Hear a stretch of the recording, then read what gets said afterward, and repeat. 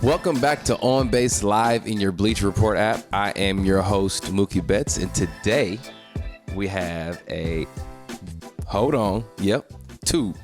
two-time All-Star, two-time Silver Slugger, 2023 Gold Glove winner, and the 2023 Platinum Glove winner, El Nino, Fernando Tatis Jr. How you doing, brother? I'm doing good. Thank you for having me on your show, and happy to be here. Yeah. Thank you. Thanks for coming on. I noticed one of the first things to notice about you got swag, right? You got the aura about you, everything. Like, where did that? Do you dress yourself? I do get help. Your mom helps you still? My mom, friends, my brothers, like everybody. Okay. You just throw something in there. But I mean, I feel like it's just part of who I am, of my surroundings, and just expression itself. So when you go on the road or go to the mall or wherever you're about to go, like, do you pick out your clothes and then do you ask a couple people, or is it like, nah, this is what I'm wearing and that's it? Sometimes I do myself, and sometimes I do ask for helps. Like I told you, like from my friends, from my brother. Okay, so yeah. So if you just I'm about to go to the club right now, and you pick out your outfit, you gonna hit up your little brother or whatever, your older whatever it is, and be like, hey, does this look good? Probably to the club. I'll probably pick it to myself. Okay, all right. I was just asking. No, yeah, but I feel like it's a little bit was more formal. Okay, that's okay, why I do okay, ask for that's help. Okay, gotcha. Because you got the okay. Yeah, that makes sense. I got the other look. Yeah, other look is fine. Okay, so let's jump into this game called On Base, Off Base, whether you're in or out. All right, the first thing. You could follow Derrick Henry's diet for an entire year. Do you know Derrick Henry? It's sounding, but He's a running back. All right. Was for the Titans. Now he's with the Ravens. Look at his diet, bro.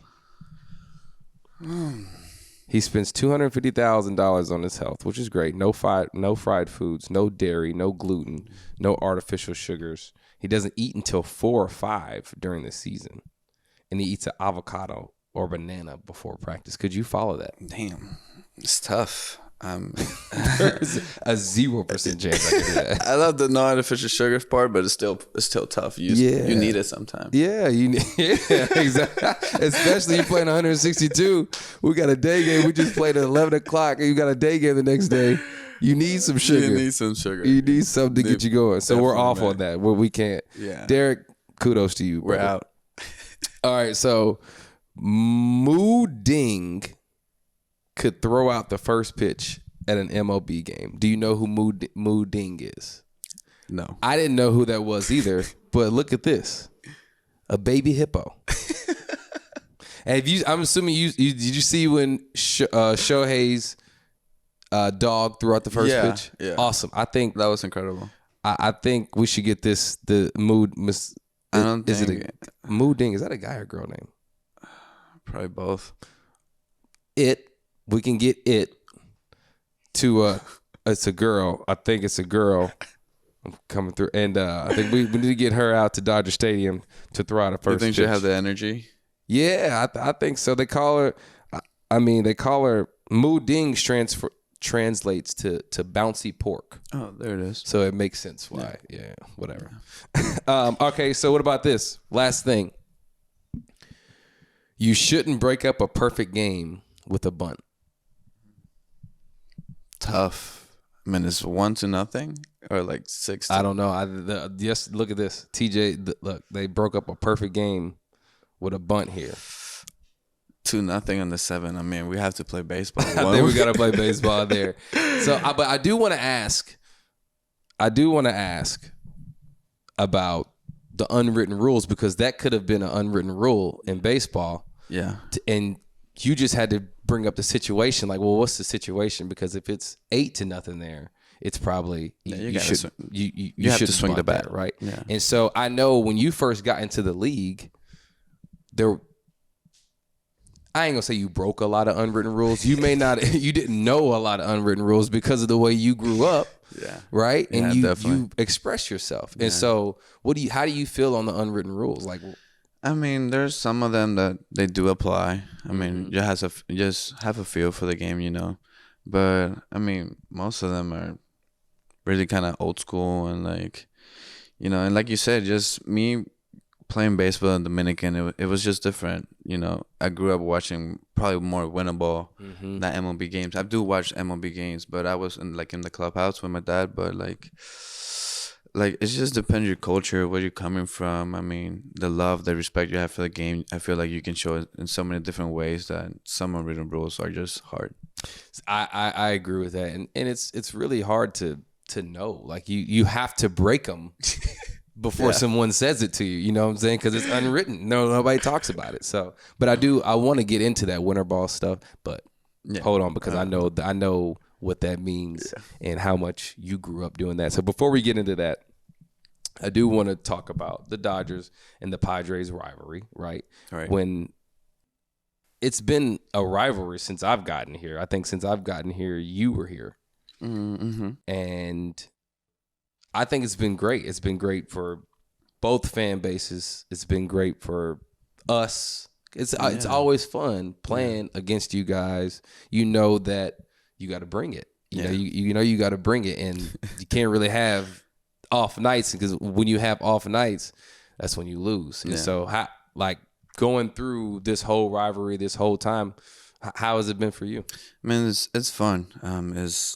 I do love it. I do embrace it. I feel like it's just one of the best baseball games. You know, Just pure baseball. just pure baseball. IQ at the highest, talent that you need to go all around the world to see it, and have it in one stadium. You know, at the same time, just going all out. I feel like everybody feels the energy. Yeah, absolutely. And absolutely. the fans feel it for sure. And like just how fast the game is, and you know how, I don't know, just how powerful. I really It's a embrace lot. it. I mean, the game, every inning is like, it doesn't matter who's coming up.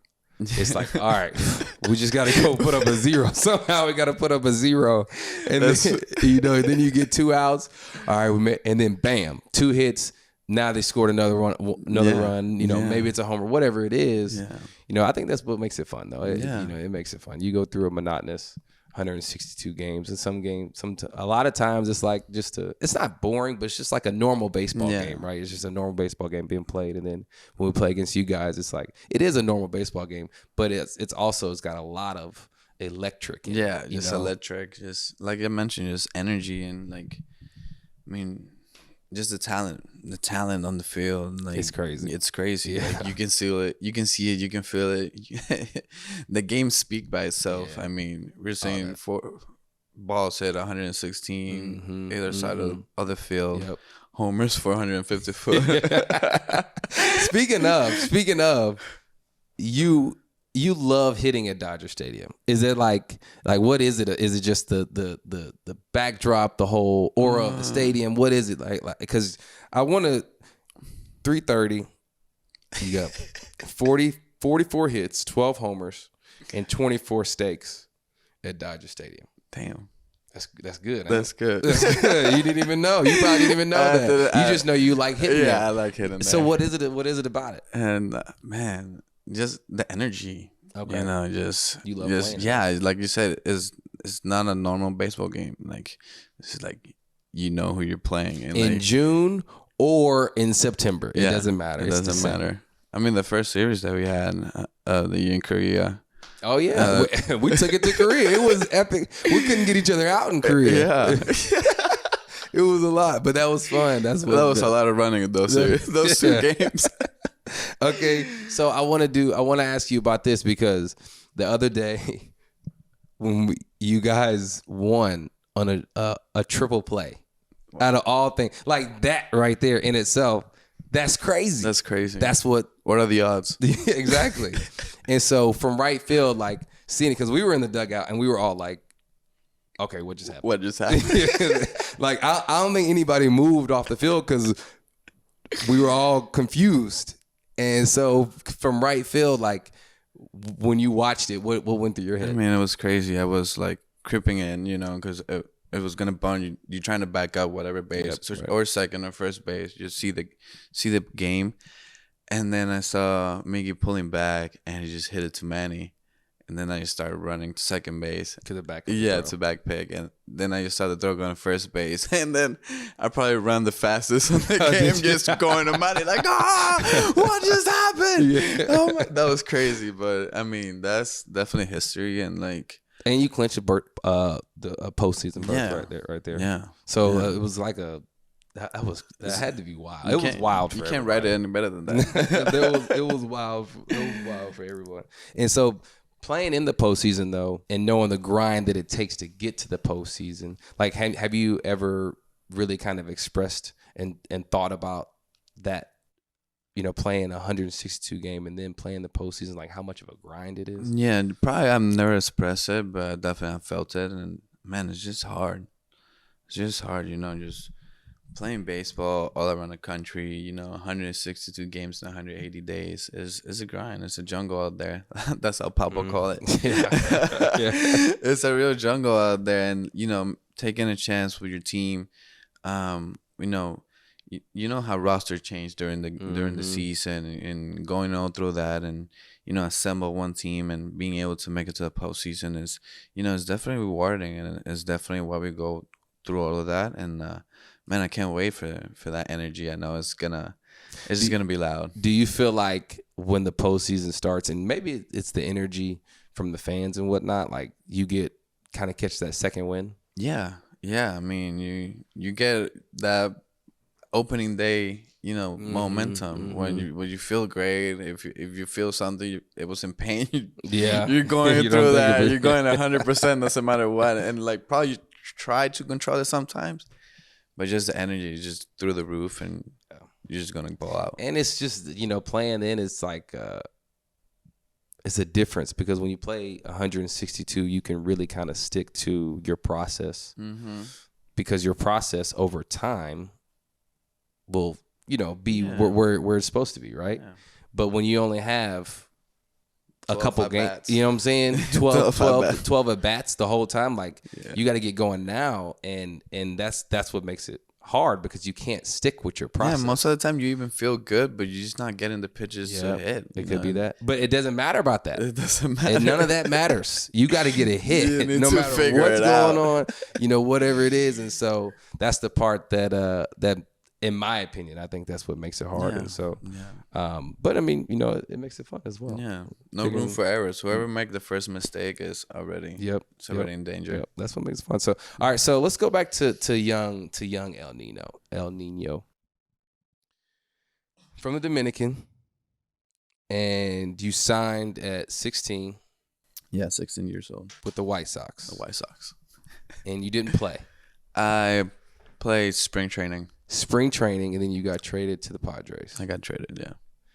Did you feel a certain way, or did you? It was weird. I mean, at the time I was 17 years old. I was just getting used to a new environment, a new organization, first time, and they just passed me a phone like, "Hey, you're being traded." I'm like, "Damn, am I not good? What's happening right now?" I didn't understand like the process, but I had a call with my agent, with my dad, and it's like, hey, no, it's a good trade. They trade you for a big league arm. You go into a new organization. Like in the White Sox, I was not like even in the prospect list and none of that.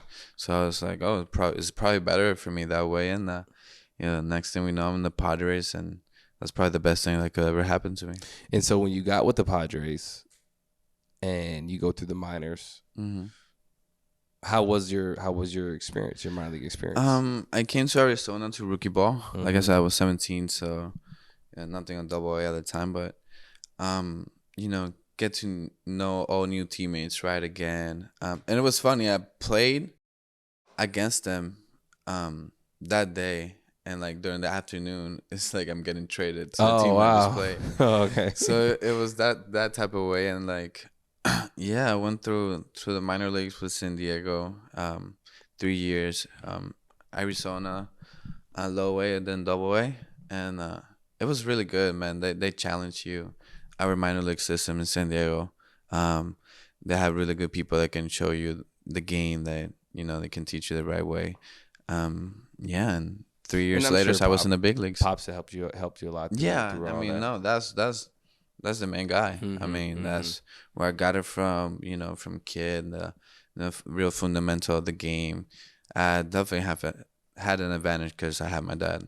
What made you want to sign your deal with him? Because soon after you signed a deal, pretty early, you made it to the big leagues. Played 162 games or 63 barely, and I got offered this money. At the time, it was like the third contract, like right behind you. And come on, you can't be that greedy, man. Yeah. You can't be that greedy. This game offers you an opportunity. I'm coming from an island, and I just love to play this game. Right. And next thing you know, they're like, "Oh, you want to stay here for 14 more years?" And 14 is a lot, bro. That's a lot of years. I'm in San Diego. Yeah. Like I was 20 and 21 at the time. Yeah. I'm like, yeah. I'm not trying to go anywhere else. And like, the city, the fans is just, it's awesome. It's awesome. The weather, the food. San Diego Stadium. That's one thing that's really people don't know. The food at the stadium there, the best. You could just go there to eat dinner. Go there and eat dinner and watch the game. That's what my wife does when she comes down there. She doesn't eat. She just goes to the stadium to eat. Yeah. And I didn't realize that it was that good. Actually, I learned it in COVID because we had to go upstairs to eat. Oh, there you go. And they had, some of the restaurants would cater the food. So many restaurants, so many type of food, healthy, not healthy. Do you eat that like pregame or anything? Like, do y'all eat any of those restaurants? I always try to eat at home, but I always eat my tacos at the stadiums. Oh man, those tacos at the stadium are fire. The street tacos, they're fire. So you eat. Do you have a chef? Yes. Okay, so you mostly eat. Yeah, from healthy from home. Yeah. Okay, so winter ball, right? Yes. I want to get into that now. And do you still play winter ball? I played last year. And why?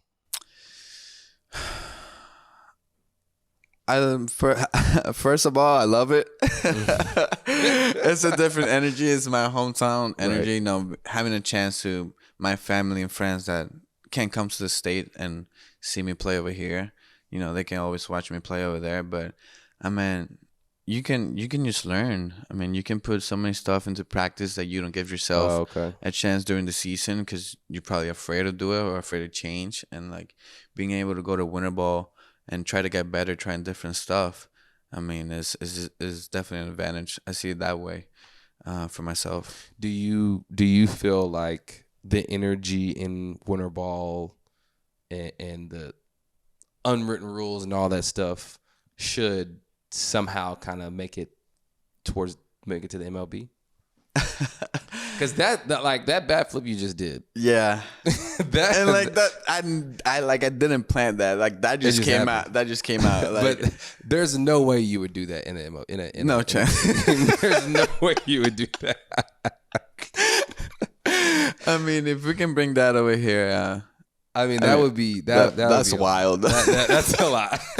And you just haven't, but that's normal there. That's normal in winter ball, that's though, right? Normal there, yeah. And if and that's knowing that that's your roots, it makes sense. Yeah. Why the unwritten rules are like, it's like, well, what do you mean? Yeah. Like, what do you mean? I'm just expressing myself. This has nothing to do with the pitcher at all. Yeah, nothing at all. This has nothing to do with him at all. And so I do agree. I do think, I don't know about that bat flip, but a lot, I do think that the unwritten rules are a little obnoxious sometimes. Sometimes. A little in between.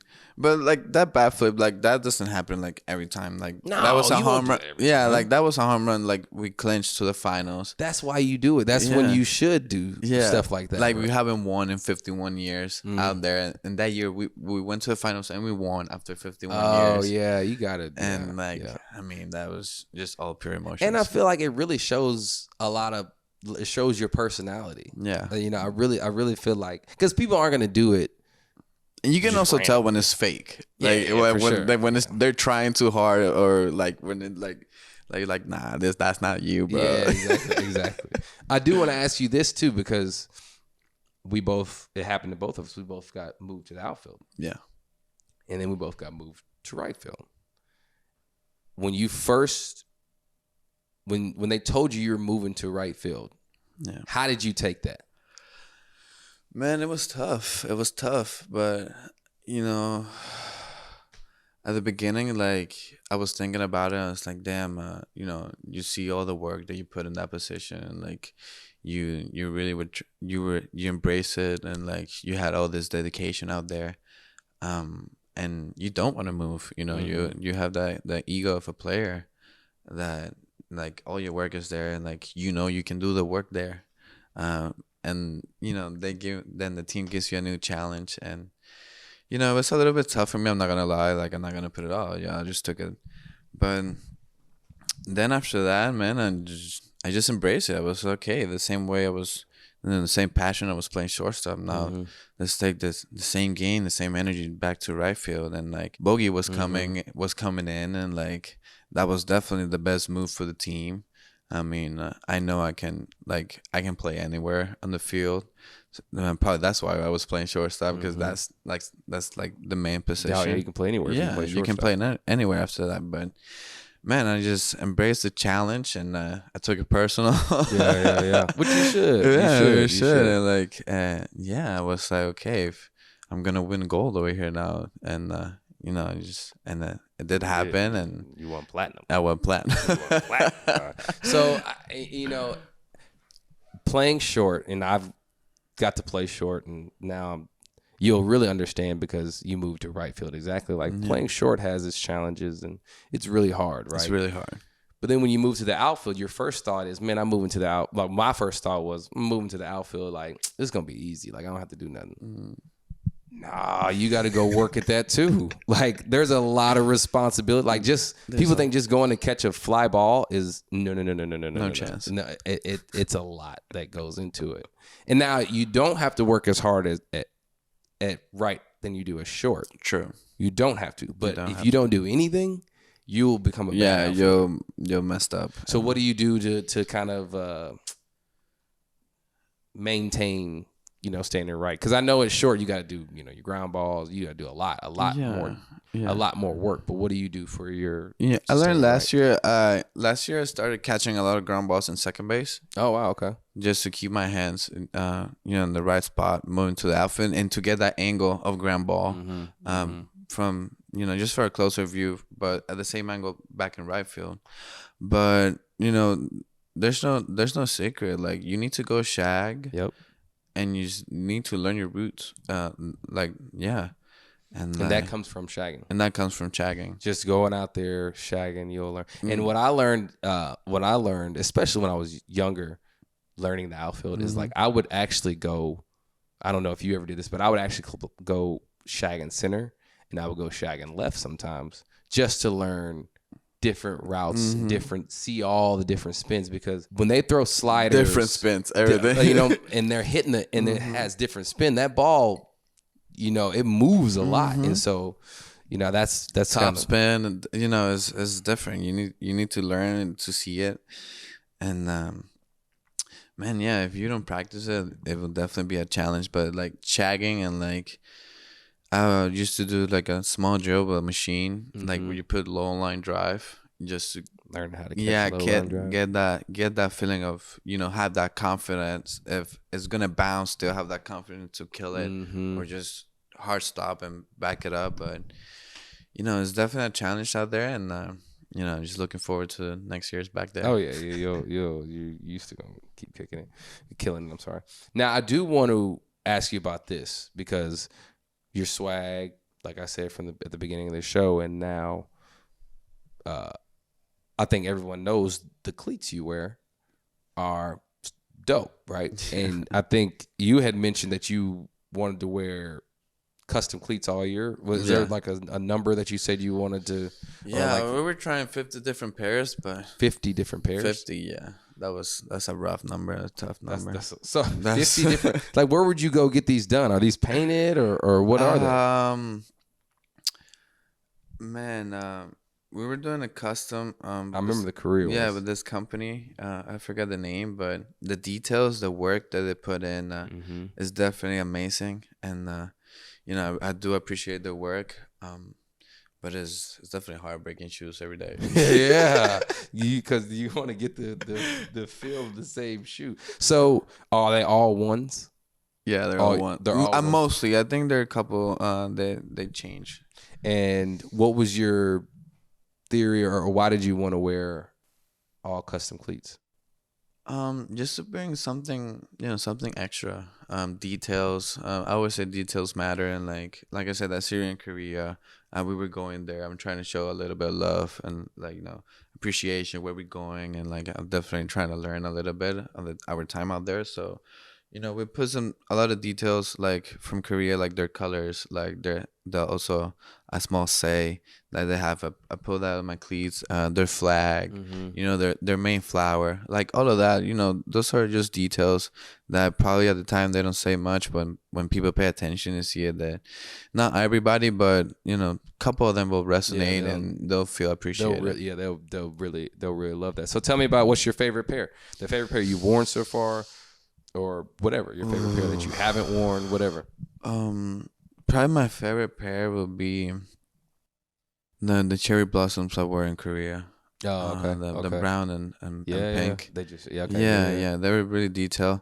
But my more lucky ones are my Tony Gwynns. The Tony Gwynn. The Tony Gwynn throwback. Yeah, I always got a lot of knocks on those. Like, thank you, Tony. I always appreciate it. And you probably wear them strategically.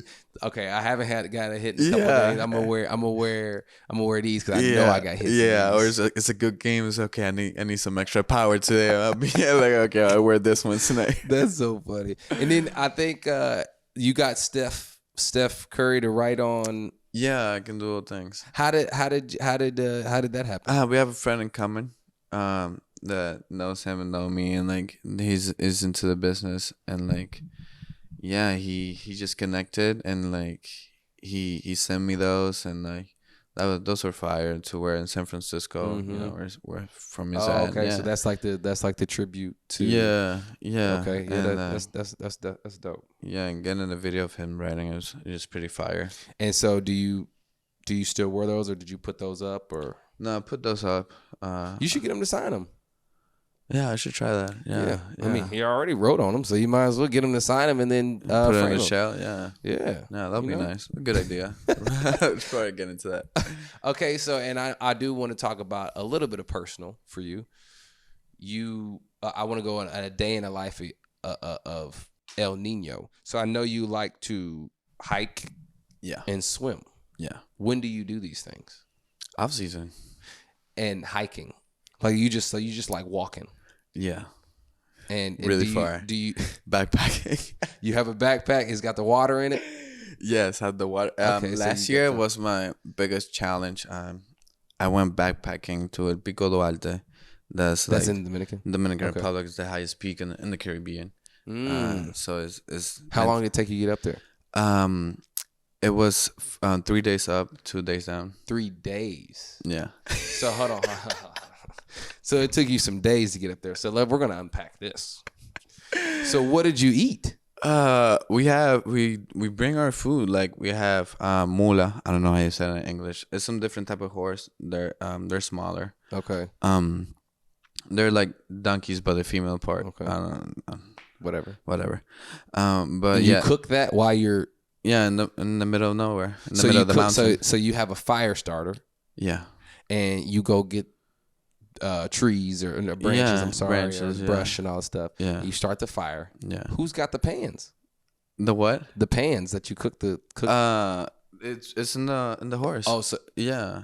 I don't carry all my stuff, but okay. I do have a backpack. Well, my backpack probably last year was around 60 pounds. 60 pounds hiking, and you cook it while you're out there. Yeah. And what do you like? You take enough water for 3 days? We have water streams coming from the mountain. Okay. So I'm thinking you're not out in the wilderness, but you're out in. There's nothing out there really. Yeah, there's nothing out there. So it's when camping. and you take your blankets and everything. Yeah. So do you make a tent? Yes, I do make a tent. And you got bug spray? No. So you just get eaten alive? No. There's not much bugs in the mountain out there. Okay. Probably because of the weather and most of the time it's a little bit chilling. So you have your long pants and jacket, but I mean the water out there is just different, man. Like you're in a river, like you're just showering, and like you can drink that water at the same time. So you shower in the same water you drink? Yes, that's how beautiful and special that place is. And so, do you use soap out there? Yeah, of course. You bring the soap? Yeah, okay. I bring my soap. I was curious. I just had to make sure. So, okay, so you're out there. You got water out there. You got everything you need, and you're just going up a mountain. Yeah, up a mountain. And so you get up there. What if you see like a snake or something? Do you just? I'm not afraid of it. The beautiful thing about the art is like we don't have poisonous animal that can kill you, insect. Okay. And we don't have big predators. Okay. So So you don't really. There's nothing really to be. Yeah, it's nothing that can really like kill you other than Mother Nature. Okay. Yeah. Well, Mother Nature, she everywhere. So okay. So tell me about swimming. Where did the swimming come from? Oh man, I just from an island and just being out in the water all the time. I grew up in the water, grew up in the ocean and the rivers, and like I just love being out there and like I can swim forever. You swim so. Do you swim laps like in a pool? Like Can you? Yeah, Michael Phelps. Yeah, you think you can beat Michael Phelps? I don't know if I can beat him, but you can swim with him. Yeah, I can swim. Okay. One body or two body probably behind him. So, and you do both of these. Is this a family thing? Is this like does your do you do this with your family, or is it just something? My dad was really wild growing up. Okay. Like my dad, he came like from nothing, so he had like to spearfish to get his food. He needs to work, to get everything for himself. So we kind of resonate from that, and we saw, well, especially me, I saw like what he was about, and I was like, damn, I want to be like him, and like in every single area, yeah, and like. He showed me how to spearfish, and so you know how to spearfish. Yeah. So when you're out hiking, do you spearfish too? In the rivers, I haven't done it. In the ocean, I had, yeah. Okay, so hold on. So how do you see the fish? Like you wear goggles. So you go, but you spearfish in the water. Yeah, inside the water. So in the water. Yeah. You swim. Yeah. You don't have an oxygen tank. No, I don't have an oxygen tank. So you go down, and you have a spear, and you throw it at a fish. Not a spear, it's like a gun thing. Yeah, it's like a gun thing. And you. Yeah. And it's got a rope tied to it, so it don't. Yeah. You definitely have the rope, and it's fun, and like. So how do you how? And you have the confidence there, like we don't have sharks, so. Oh, man. Yo, it's happened. So you good? It's happened. I'm chilling. So, and how often do you miss?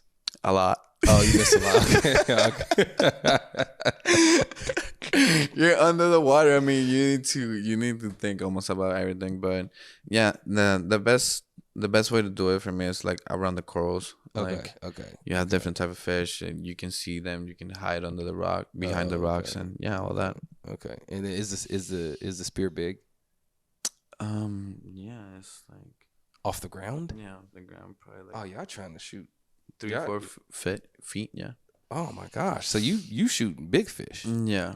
Oh, okay. That sounds dope, man. I mean, it don't sound like something I want to do, but it sounds super dope. And I do want to find out. I do want to ask you about this because did you play other sports growing up? Yeah, I played basketball, volleyball, soccer. You long. Can you could dunk? Can you still dunk? Yeah, I can still dunk. So let me ask this: can you, if you wanted to make a dunk contest of MLB players, who would you pick? I know you can dunk. I wouldn't win a dunk contest. I would win a dunk contest, but I want to know 4 people you would pick in the dunk contest. Dunk contest from the MLB. Damn. There's a lot of athletic people out there you just don't know. Probably boxing. Byron. Oh, Byron. Okay. Yeah. Okay. Who else? Freak athlete. Ellie. Oh yeah, for sure. Easy, right? Yeah, he got to be. Yeah, he has to be. You got to throw yourself in there. Yeah, myself. You got to. Yeah, I have to. So we're not gonna pick the like. So we don't think. Nah, I don't think so. I don't think Judge can win a dunk contest. I think he's huge and he can dunk a lot, but I don't think he would. He'd be a center. Yeah, exactly. Yes, yes. One more. One more. Who you got? Who else you thinking? I'm thinking a freak athlete that can. I'm thinking it's got to be a pitcher. That's somebody long as a pitcher. Not like I don't know if Glass now could do it because I don't know how much jumping he could, but I know he's a really good athlete. Who's the pitcher that wears the Vans? Lorenzen. Yeah. I got him being a freak athlete too. He's an athlete. So, but I out of all those, I got you winning. I think you probably, can do some pretty cool dunks. So. And I do want to, before we wrap up, we got a couple more things. We have this game called Batter Up. And with Ozzy, we played. And we did very well. The producers have been trying to stump us for a while now. And they're not great at it. I love them, though. I do love them. That's one game. And then there's another game. Do you guys play, do you know the Batter Up or the Pickle, MLB Pickle? Have you played that? I probably haven't played that. Okay, no. So y'all don't really play a whole lot of games in the clubhouse. Ozzy, Ozzy, he was saying that they play all these games. And so I figured I was asking to see what other clubhouses do, but obviously there's a lot of card games. That makes sense. So which one do you want to play, Pickle or Batter Up? Batter Up is where they show us different hitters and we have to guess their swing. Pickle is you get one person, and they give us multiple chances to guess who that person is, and it could be anybody in the league. I think we can play Pickle. All right, so let's start with you. Fernando Tatis Jr.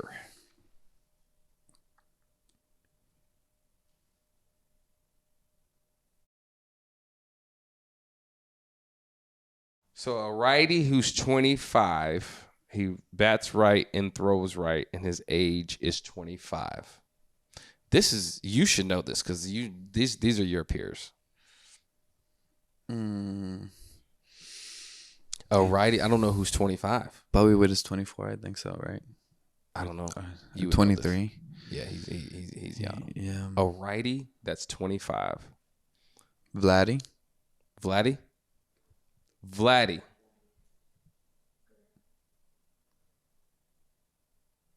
He's in the AL East. And but he has to be in my division. He has to be what? He has to be in my division? No, he's in the AL East. So we got that right. All right. So now we got to stay in the AL East. Okay. So there's a righty that's 25 in the AL East. Is Bo 25? Bo, I think it's 26. 26. Okay. I don't think anybody else is 25. Kirk? Alejandro Kirk? I think he's young, though. I don't know. We've only talked about the Blue Jays, though, because there's a lot more teams. Yeah. There's Tampa. Caminero. Yeah, that didn't work. So there's Tampa, Boston. Oh, he is 25. Who? Kirk is 20. Oh, yeah, I guess he is. Yeah, you're right. Tampa, Boston, New York, Toronto, and then Baltimore. So a righty that's 25 in the AL East. Anybody on Boston? I don't remember anybody on Boston being a righty that's 25. Tampa. That's right. Throws right. Who plays? No, Caminero. He's young. 23. Yeah, plays short walls. I don't know who else plays short. Well, right. I think we lost. Well, we got a couple more tries. Let's see. Yeah, we probably did lose though. Another righty is 25, and Glaber, is he 25? I think he's like 27. Dang. Okay. Yeah, we did lose this one. They stumped us, dog. I don't like this. Let's try Bo. Be shit. Yeah. Yeah, let's do it. He's on Baltimore. And Bo's 26. Oh, he's American. he's American. Okay, so it's not a right fielder, it's not a first baseman, it's not a catcher, and it's not a shortstop. So we're looking at second base. Who plays second? That was Jackson Holiday. He's like 19. Yeah, he's definitely not 25. Seb plays center. And right is Santander. Maybe Hayes. Is he 25? I don't know. I think he plays left, and he's not any of those positions. Catcher, nope. He's a switch. Adley's a switch hitter. How old is Rushman? But he's a switch hitter though, and that has hitter. He's right. I mean, we can put his only righty, but yeah. Let's try. Who did I say? No, we said. Hayes. I don't feel like he's 25 though. I feel like he's he's maybe a couple years older than 25.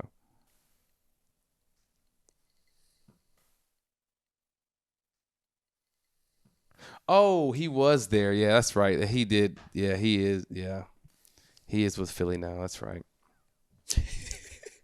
Dang, I messed that up. Yeah, and he's 30. I knew he wouldn't.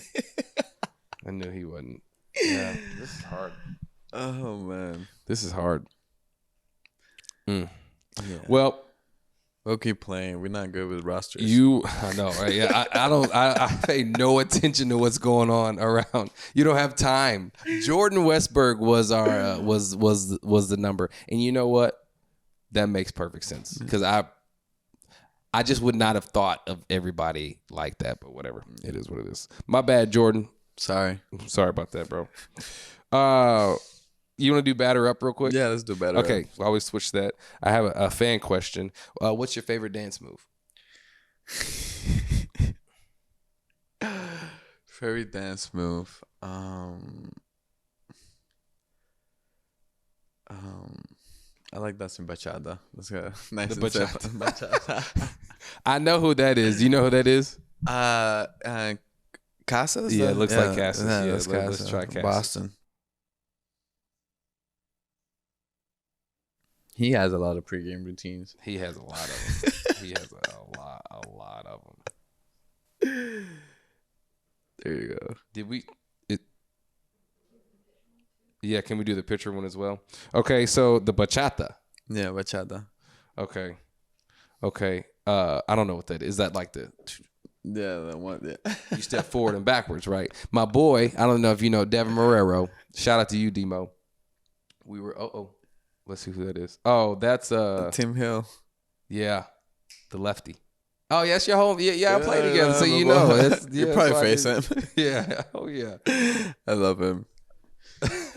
So, my boy Demo, we were in Charlotte. This is in AAA, and I remember we went out one night, and he said, "Mook, I'm gonna take you to the Spanish spot," and the whole team goes. You know, everybody moves together, and so he told me that the two dances I need to know how to do are the one where I go forward, move my hips forward, and then the one where you go side to side.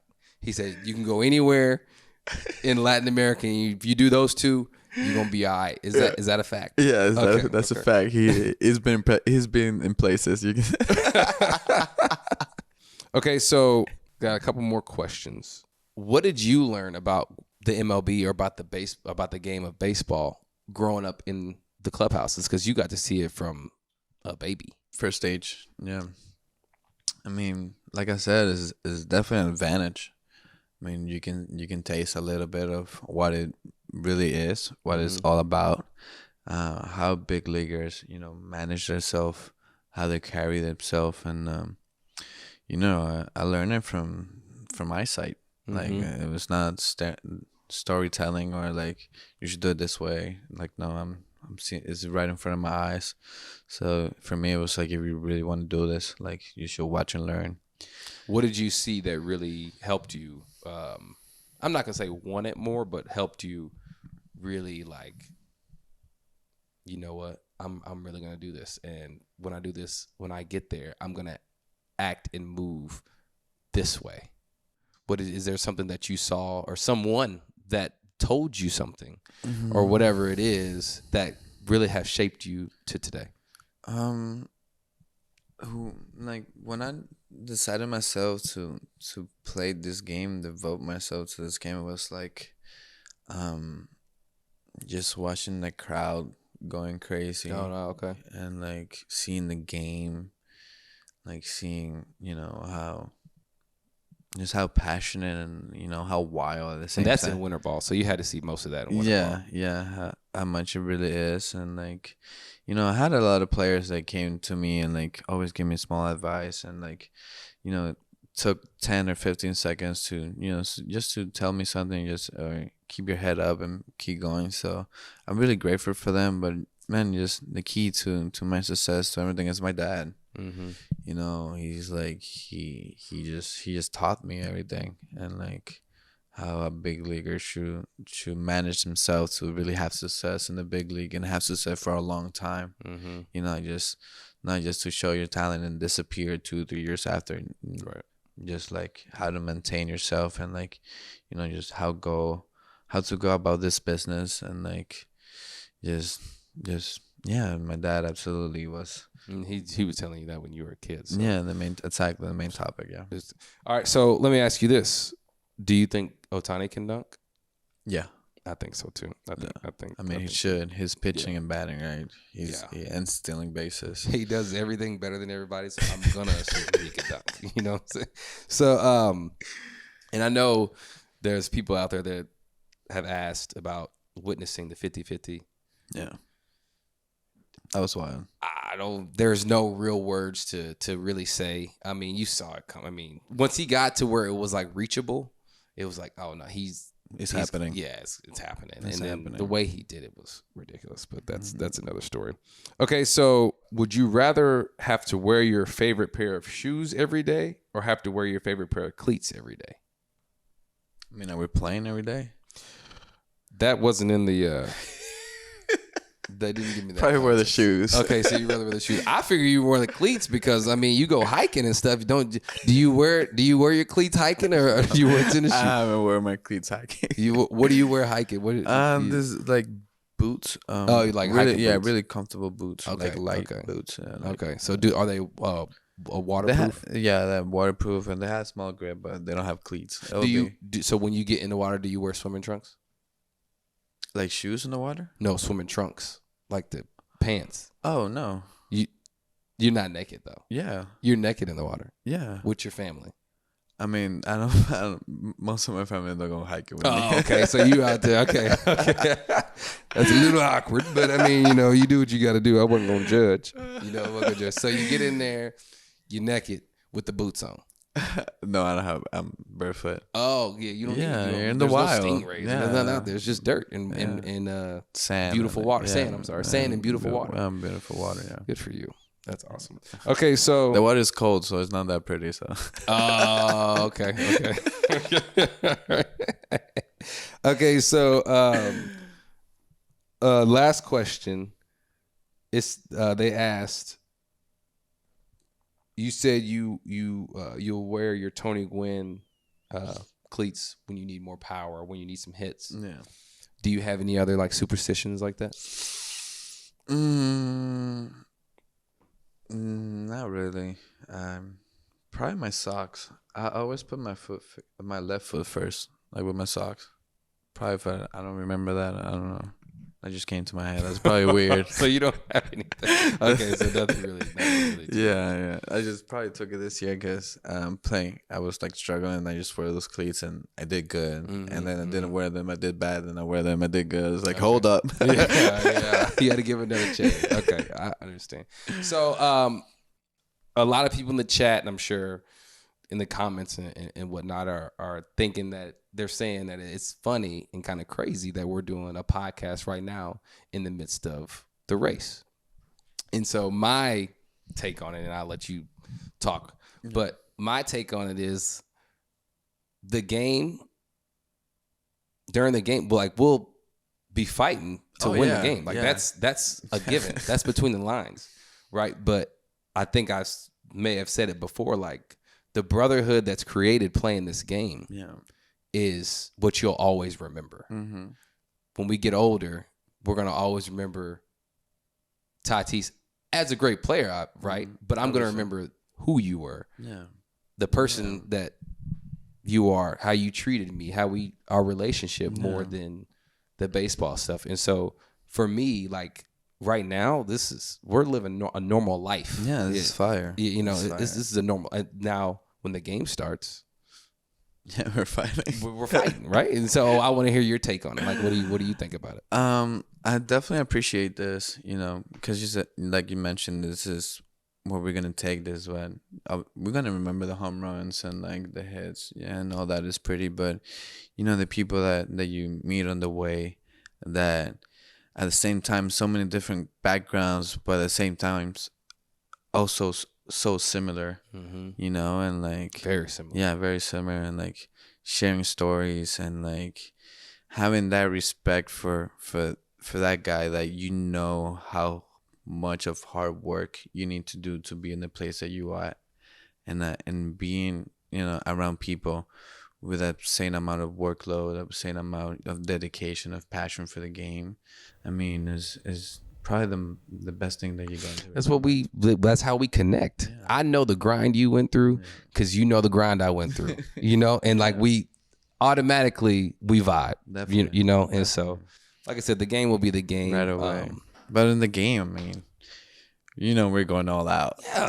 Yeah, we are. But even while we're going all out, it's like I'm always say what up to you. Yeah. I'm always say what up to everybody out there, because we all know we're grinding. We're going through it, but like, hey, what's up, brother? Everything smooth? Okay, good. Family good. Everybody good. Now we back at it. Now we're back there's a way to do it. So, but before we leave, man, I do want to wish you good luck with everything. Big game today, and then we got 3 more. Big game today. All 3 games are very important, or all 4 games. I'm sorry, for the rest of the season are very important. So, like I said, good luck with everything. And brother, thank you for coming on here, man. I'm glad you did. I've been trying to get you on here for a minute, but I wanted to be cognizant of the rivalry and all other things. But then I was like, you know what, man, forget that. I think everything's smooth with it. So, anyways, I will see you in between them lines today, brother. See you. Thank you guys for joining us, and we'll catch you next time.